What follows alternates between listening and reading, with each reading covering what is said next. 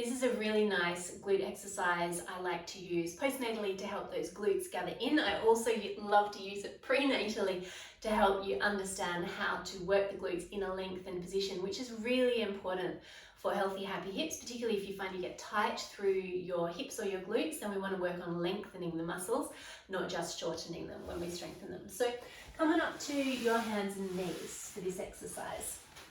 And what I would love you to do, if you have your baby with you, is you can lay them down on the floor underneath your chest so they can see you and they stay happy whilst you're doing this exercise. If you have sore wrists, you're welcome to come down onto your forearms, but I'm going to work up on my hands. Tuck your toes under and bring your heels together. And just check that you haven't collapsed and drooped down through your chest and head. I want you to lift the back of the chest and the back of the head as if up towards the ceiling. So take a breath in and see if you can let your tummy, pelvic floor release, relax. Now breathing out and see if you can regather through pelvic floor and lower tummy. And then I want you to see if you can push your heels together. And as you press your heels together, I want you to see if you can pull those sit bones together, wrapping the glutes together as deeply as you possibly can.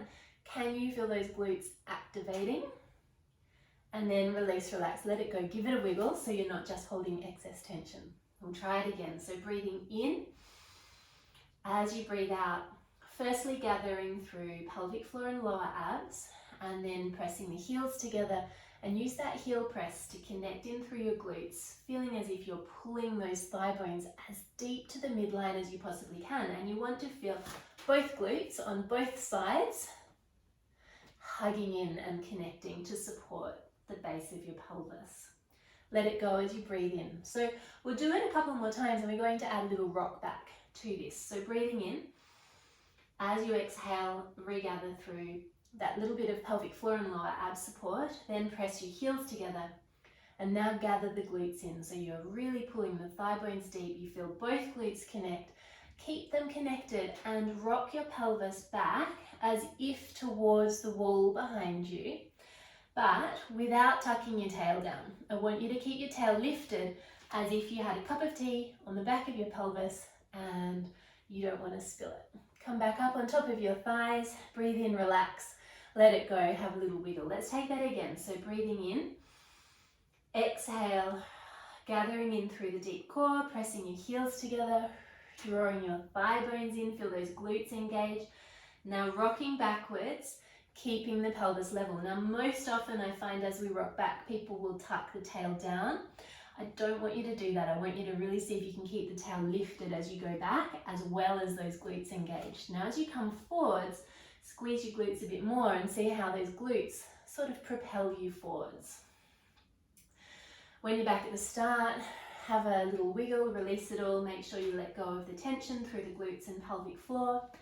And then we'll try one more time. So inhaling, exhaling, regathering through the deep core, press your heels together, see if you can get those glutes connected, pulling those thigh bones deep to the midline.